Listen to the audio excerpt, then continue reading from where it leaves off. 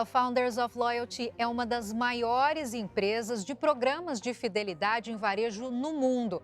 Para falar mais sobre os projetos da empresa, o JR Business de hoje tem o prazer de receber a CEO da El Founders na América Latina, Beatriz Ramos. Seja muito bem-vinda aqui. Muito obrigada pelo convite, Giovana. Bom, tenho que reforçar que o JR Business tem sempre novos episódios toda terça-feira a partir de 7h30 da noite nas plataformas da Record. Bom, Beatriz, então para começar eu queria saber o conceito dos programas de fidelidade. Bom, os nossos programas de fidelidade nós chamamos de programas de fidelidade de curto prazo que geram um relacionamento de longo prazo, né?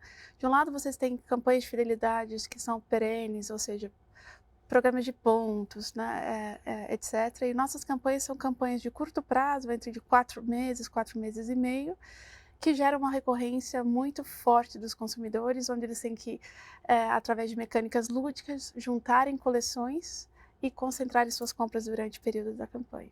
Uma curiosidade, por que sempre campanhas curtas? Tem um motivo?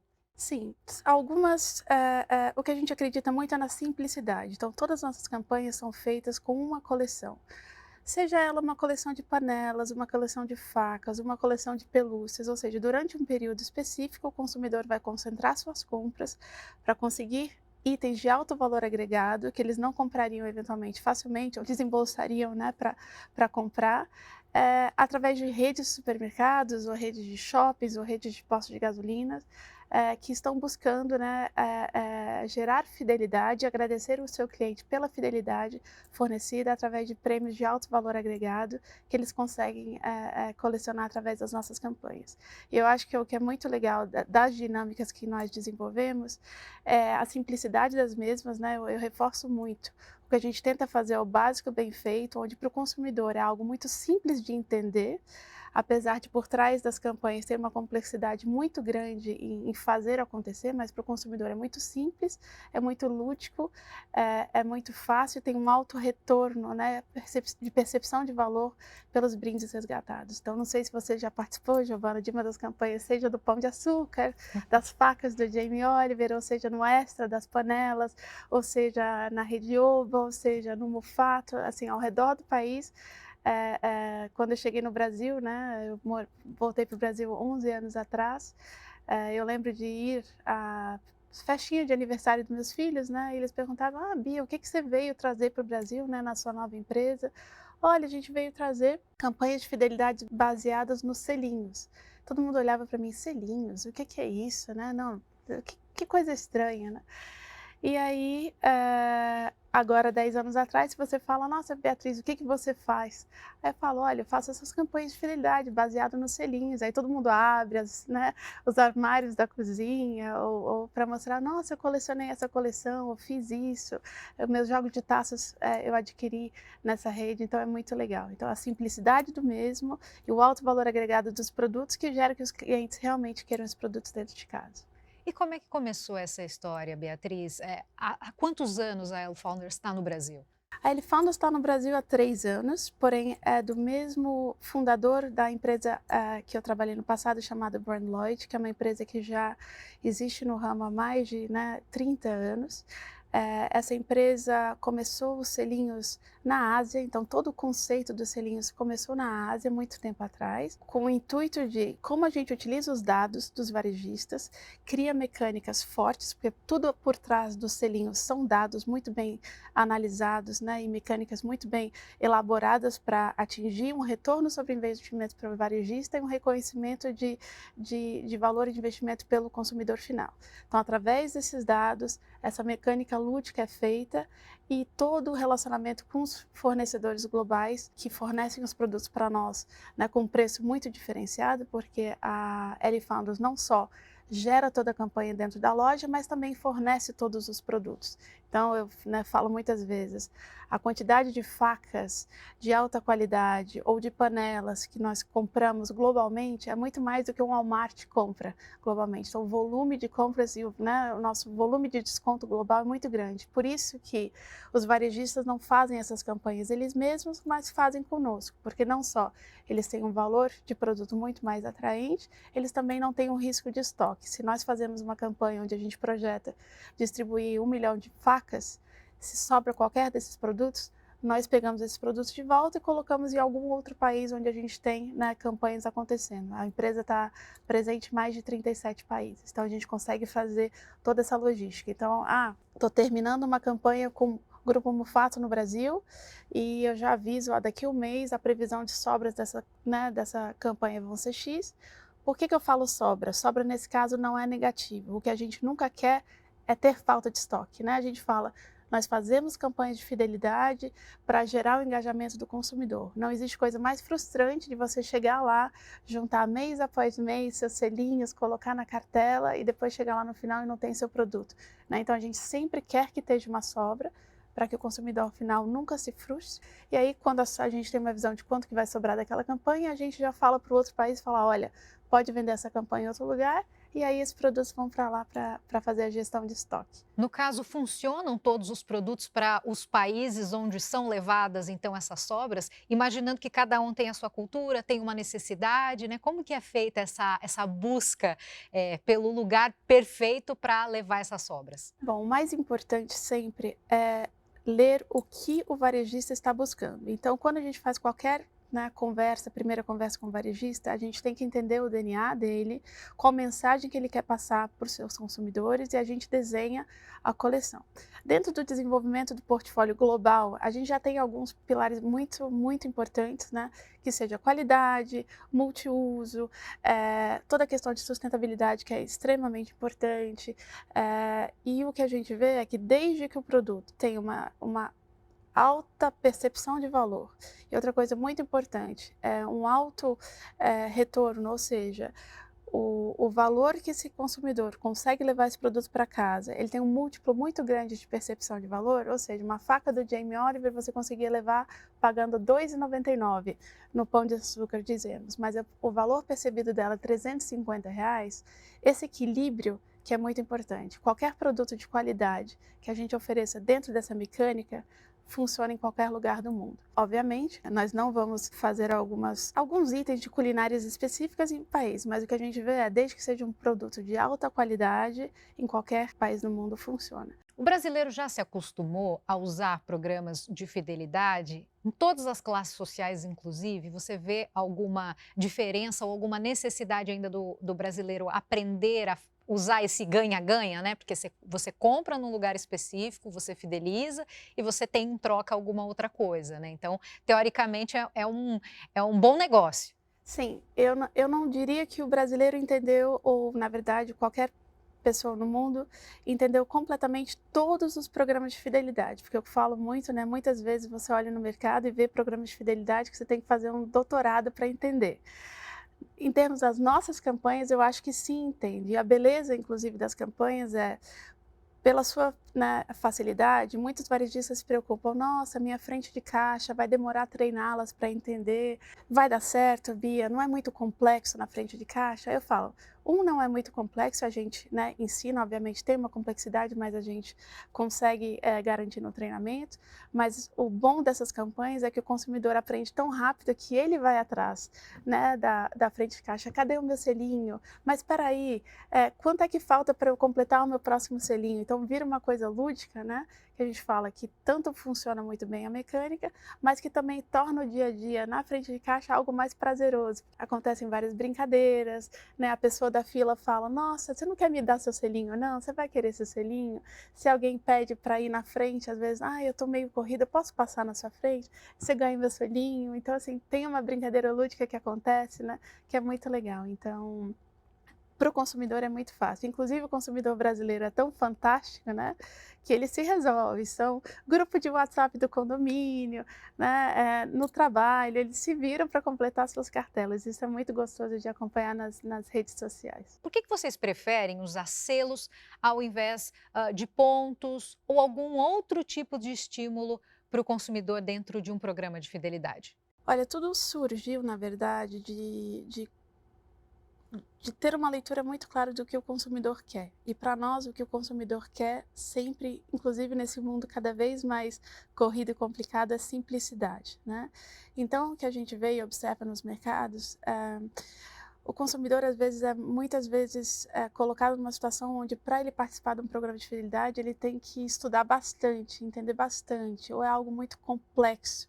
E isso gera, né, de um lado, uma frustração do consumidor, um sentimento dele estar sendo muitas vezes enganado, ou uma falta de engajamento, porque ele simplesmente não se identifica, né? Então, para nós, durante as campanhas de selos e essas campanhas colecionáveis, é muito fácil do consumidor entender e é muito fácil dele levando esse item para casa, ver o valor agregado dele e curtir isso no dia a dia. Então ele tem uma percepção de participação e retorno muito maior. E cria, né, e parece uma coisa boba, mas cria esse vínculo emocional com a marca que muitas vezes faz ele esquecer que às vezes tem uma fila, esquecer que tem uma falta de estoque de leite ou de alguma coisa que ele quer, porque ele sabe no final ele vai ter um retorno, né? E todos nós sabemos que logística no Brasil é algo muito difícil, né? Então sempre que tiver um mimo que ajude eles a lembrar que a marca está lhe dando um reconhecimento por sua fidelidade, ele agradece bastante. E a Founders comprou uma concorrente recentemente, né? Como que foi essa transação e qual a importância disso ter acontecido? Olha, a Brandloit, a empresa a qual adquirimos, foi uma empresa que, na verdade, eu comecei no Brasil, né? Então, uma história muito, muito bacana. Foi fundada pelo fundador da L Founders também. Foi vendida alguns anos atrás para um conglomerado canadense. E, na verdade, depois de alguns anos de um non-compete, o nosso conselheiro atual, né, o fundador, teve essa vontade de voltar para o mercado. Então, abordou a empresa e adquiriu de volta. E com isso a gente, né, nos tornamos os líderes globais de fidelidade nesse tipo de mecânica colecionável. E quem é o perfil do cliente da Elle Founders? Que tipo de cliente procura vocês? Você tem um perfil traçado? Olha, eu acho que o perfil dos clientes que nos buscam são pessoas que realmente entendem o que o consumidor quer. Por que eu falo isso? A gente olha campanhas de fidelidade ao redor do Brasil, ao redor do mundo, e muitas vezes eu vejo que os varejistas esquecem o olhar para essa realidade do consumidor final. Então, assim, o que ele quer, o que ele vai conseguir pensar, como a gente faz algo tangível.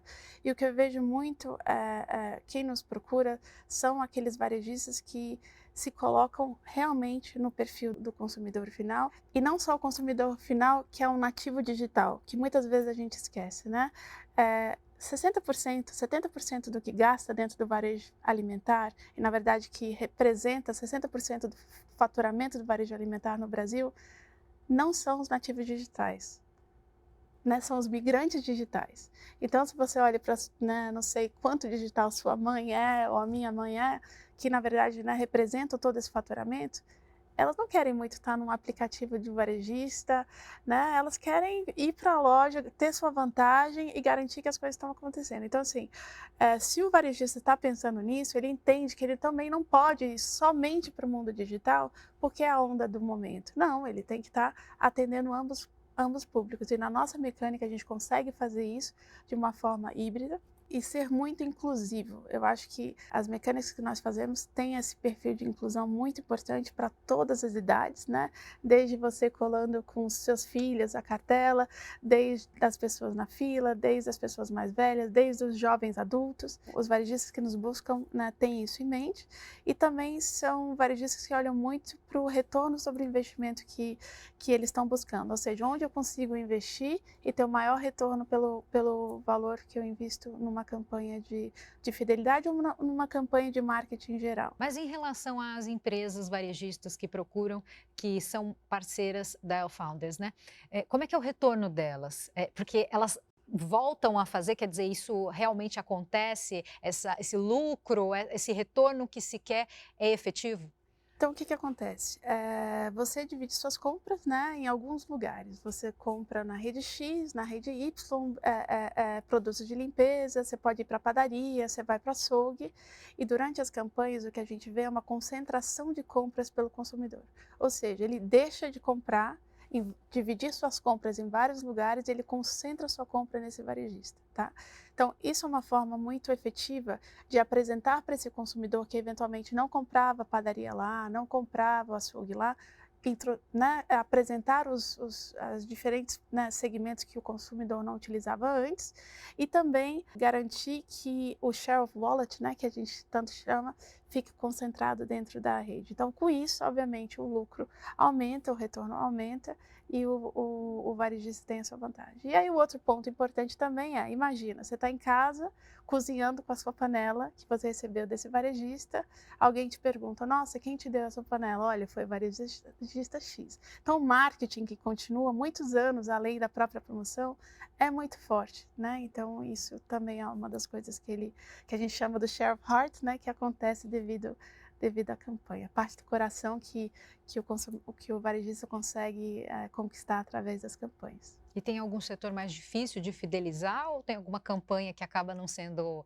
bem feita, bem planejada e isso faz com que as pessoas não se fidelizem? Desde que você entregue o que você promete, não tem como dar errado. Eu acho que o consumidor, né, ele se frustra quando você promete algo e não entrega o que você está prometendo. Então, uma campanha não sair bem só depende, os dados estão, né, obviamente, muito bem analisados, o que é né, se você me pergunta, Bia, você é uma empresa de dados ou você é uma empresa de marketing? Nós somos muito mais uma empresa de dados do que de marketing. Então, dados muito bem analisados, um controle de gestão de estoque e de fraude, né, muito importante, porque selinho é dinheiro, né, a cada R$ 20 você ganha um selinho, colecionando o selinho você ganha uma panela, então todo um controle de fraude muito importante a ser feito, controle de liberação das peças todas importadas, então assim, uma campanha bem executada não tem como frustrar o consumidor final, porque a garantia de um produto de alta qualidade é algo que a gente oferece durante todo o processo de venda da proposta para o varejista. E no caso dos clientes finais, em algum momento eles se frustram ou deixam de usar os programas de fidelidade por falta de informação? E vocês já têm bastante pesquisas, né? Vocês já têm muita informação, muitos dados, Sim, como você disse.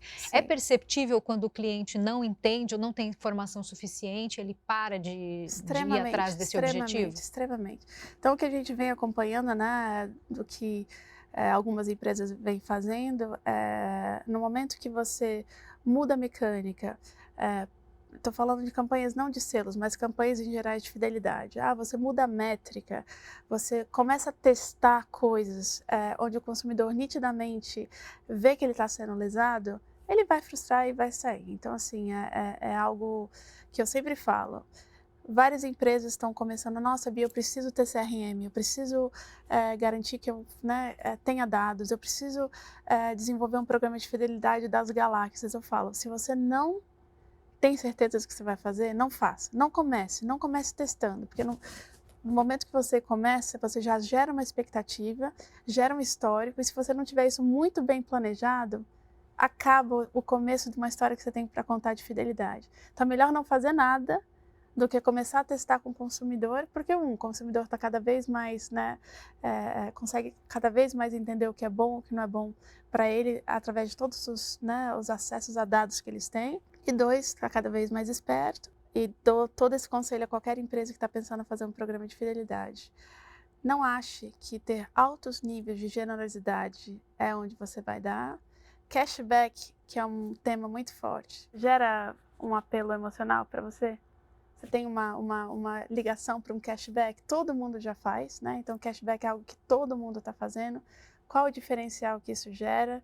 Né?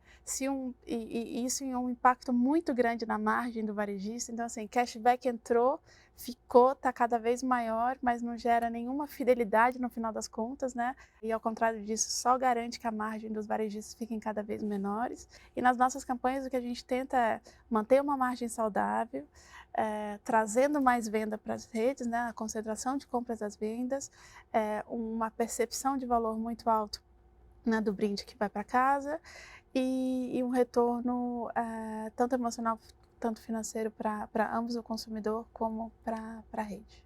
E a expectativa para novos projetos para o ano que vem, 2024? São muitas, né? Eu acho que um dos desafios que vários dos executivos que sentaram nessa cadeira devem falar é contratação, né? Eu acho que a empresa está crescendo sem parar, mas a contratação às vezes não vem no mesmo ritmo que as vendas e a gente não vende sem ter a garantia que vai fazer um trabalho com excelência. Então, se você me perguntar, o maior desafio da empresa no momento não são vendas, são contratações no ritmo que a gente precisa. A gente tem um time muito diferenciado e a gente, né, sempre quer manter essa qualidade, então a gente vai em busca de vários talentos constantemente.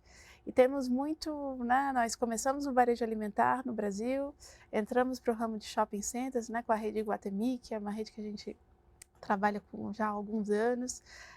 Tem outros segmentos que a gente vai entrar em 2024 que eu não posso ainda falar, mas são muito interessantes e que demonstram que a febre de selinhos, na verdade, né, contagiou o Brasil como um todo, a América Latina como um todo e todos os segmentos, na verdade. Beatriz Ramos, muito obrigada por estar aqui no JR Business e compartilhar um pouco desse sucesso com a gente. Muito obrigada, Giovana, pelo convite.